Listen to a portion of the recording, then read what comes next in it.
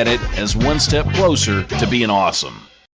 All right, okay. I think we fixed the technical difficulties. I think Skype does that sometimes. Yeah, Skype sounds good, but then sometimes it goes away.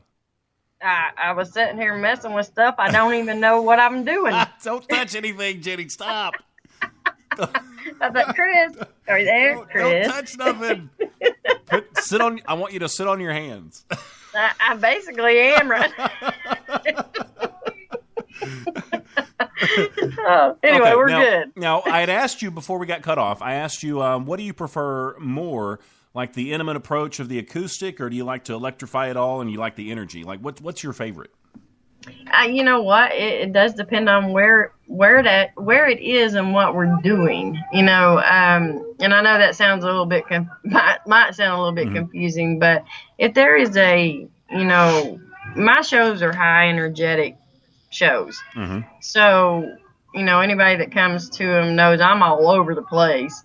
I think I told you that last time. I like them both, though. I also, even if I have a big crowd, I try to go out and mingle as much as I can with the fans because, that they're important to me. That's why I get to do what I love to do, because I couldn't do it without them. And but also the intimate setting, it lets you kind of lay back some, relax, and let the crowd kind of, come to you and be able to feel like they can approach you as well. So that's a hard question again. It is tough, isn't it? Yeah, well, but I mean, it's still something you love, no matter how you do it. It's just, I think, cool. It's cool to be able to switch it up. And it is. Yeah, I would think so. Sometimes I like to broadcast without my pants on. So that way. That way I'm able to switch it up. Right now? Don't make me start singing the Ray Stevens song. It's me again, Margaret. Are you naked? Well, I do broadcast from my lavish studio apartment. So the ocean view. Right. Well, I can get away with it. So that's why Allie's not with you. Right now, huh? That's why she's speechless right now.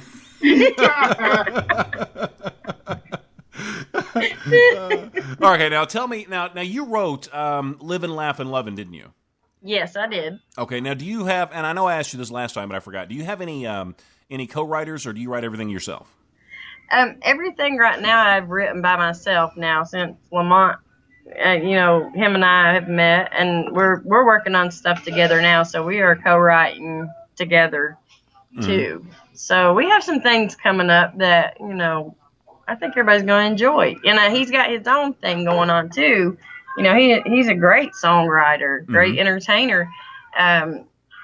But we do have some stuff lined out together. But my album, I have wrote my whole album by myself. Nice. So. Okay. Now, was it hard for you to slip into the whole co-writing thing since you're used to writing by yourself, or are you pretty versatile with that? No, actually, the connection that Lamont and I have, it just seems like we've known each other our entire life, and we feed off of each other as far as writing. Because we're thinking so much alike. We're like, oh yeah, did I say that? No, I was thinking it. Right. So no, I've not found it hard at all to co-write. Actually, I love it. So I can't wait to hear something then. Yeah, well, I think we might be able to give you the first sneak peek as long as I get some T-shirts and. I could probably hook you up. We might do those little trendy wristband things too. I might be able to swing them out. Yeah, so we can. Hey, I would throw them out at my shows. Sweet. See, I'm Give excited. me all the merchandise you want. I'll promote you. Now tell me about Bartender Keep 'Em Coming. Where did this come from? Actually, it came from a very bad relationship. Oh, okay. Yes. So, a very bad 10-year relationship, put it that way. Okay, so, all right. So, give me a little, peel back some layers with the song and tell me a little bit about what it's about. Well, I mean, I'm in the public eye, so a lot of people, know I went through a divorce. And during that time, a lot of songs started rolling out. Sure. So this happened to be one of them, and it's kind of to me, I think it's a fun song but it's more of, kind of a little smart aleck too. Yeah. I mean, now I'm going to ask you a question. I want you to be totally honest with me. I'm always honest. Okay. So when you write stuff like this, and it comes from a dark place like that, is it something that you would write out of spite, or is it something that you write as maybe closure? Closure. And that makes sense to me, because I feel like a lot of songwriters, I think a lot of times they're too cheap to pay for a psychiatrist, so this is their therapy. Music is my therapy. Yeah, and I think it's good therapy too, isn't it? Yes, it is, and you're right. No, I do write it out of closure. I don't ever write anything out of spite or try to throw anything, in someone's face, because everything is an experience.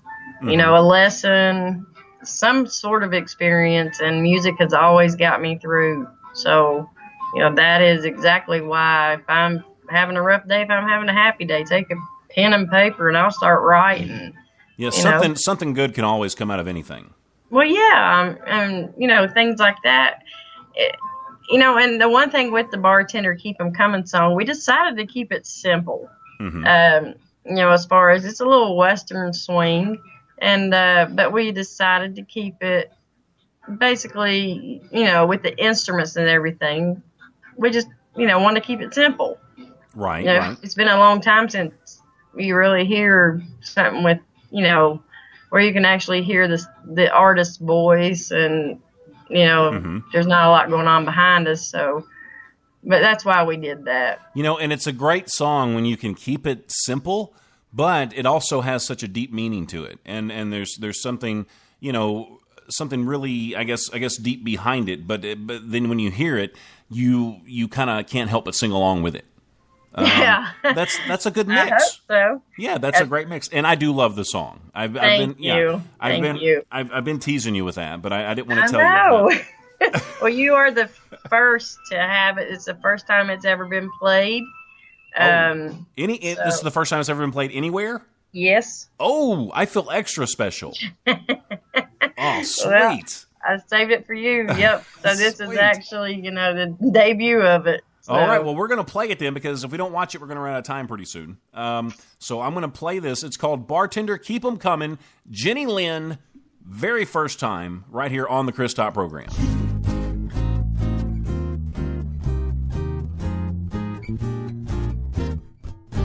Bartender, could you pour me another shot of comfort?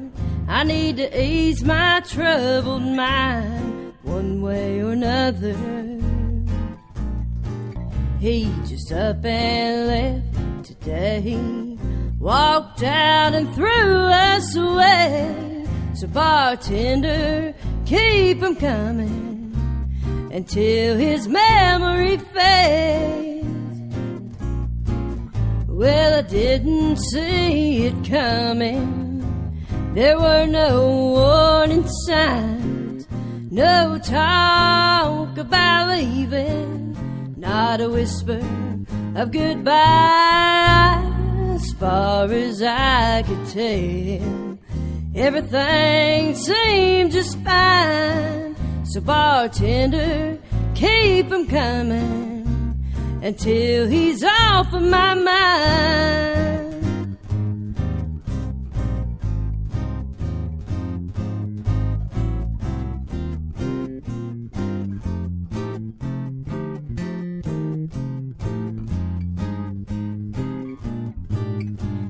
It's hard to find the answers or the reasons why he's not here with me. Could it be he lost his mind? I gave him everything he wanted, but I guess it wasn't enough. So bartender, keep him coming until I drowned on love. This is my last teardrop. I won't think about him if he thinks he can crawl right back. Oh no, this is the end. So bartender, could he pour me one more shot of comfort? 'Cause when I walk out the door, I'll think of him no more. You know, we all need a good drinking song, and that could be my drinking song of the year right there. Okay. Could I listen to that and drink a girly drink though? Because I'm not really into the hard stuff. Okay. Hey, whatever makes it easier for you. Okay, so nobody's going to make fun of me if I'm listening to that and drinking a frozen strawberry margarita. I won't make fun of you, Chris. Okay. Thank you for that. I'm glad you have my back. I got your back. We put it in there though, you know, when I was thinking of it. Hey, bartender, keep them coming, and one more shot of comfort means two different things. You know, right? I get it. Yeah, the Southern Comfort. Shot of comfort, gotcha. And comfort me too. Yeah, absolutely. It's a good song.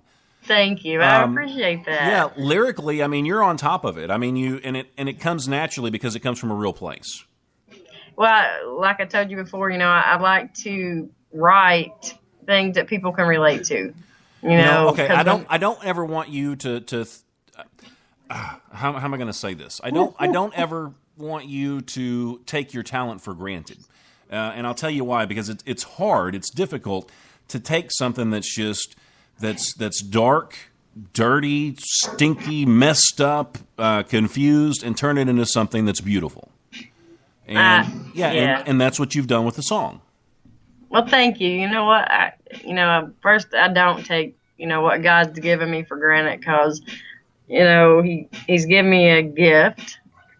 And He can take it away. If you don't, I've always been taught growing up, if you don't use it, you'll lose it. Mm-hmm, so, sure. And I want to use it to benefit, and to help other people, and maybe bring a smile to somebody's face. Yeah, have a bad day, turn on the radio. Absolutely. People love to know that even though their heart's broken or they're in a bad place, that they're not alone. Right, and you will get through it, and it will pass. So. You just got to keep your head up. Now, we got to go soon, but if somebody wants to catch you sometime live, is there anything coming up in the next week or two? Yes, actually tomorrow I will be at Layla's Bluegrass Inn, 1 p.m. to 5 p.m. Okay. So come down, have a drink, have a Coke. I don't think it's our milk. I always say that. Uh-huh. But I love playing Layla's. She is like by far one of my favorite clubs to play, because it's just so laid back and everybody has a good time. And I do that every Tuesday. Mm-hmm. And then, like I say, then we're heading out of town. So that's where you can catch me this week before I go out of town. Gotcha. They got to catch you fast. Yeah, you do. And then I'll be in Clarksville May the 23rd at O'Neill's Sports Bar and Grill. Mm-hmm. So I will be up here if anybody wants to come out. It's on Madison Street up here in Clarksville. Okay. And I'm looking forward to that. We actually had to cancel, that show in January because I got bit by a brown recluse spider. Oh. It put me in the hospital in Utah. I said I cannot stop at a state and not visit their hospital. I mean, that would have been a shame. You're supposed to go to the hospital to get better. Oh, I couldn't. That's my playing hand too, on the guitar. So how scary! That's creepy. I'm scared to death of spiders.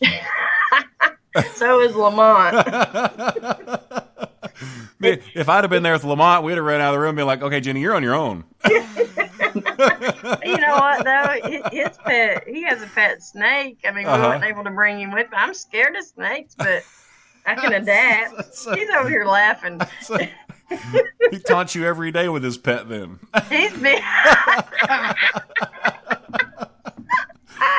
I wasn't gonna say it. But... You got him. He's turned red now. There's just a little water snake. All right, we gotta let this go before it gets adult in here. Yeah. But Lamont, it was a pleasure meeting you. Boy, it sure was a pleasure meeting you too, buddy. Well, good. I hope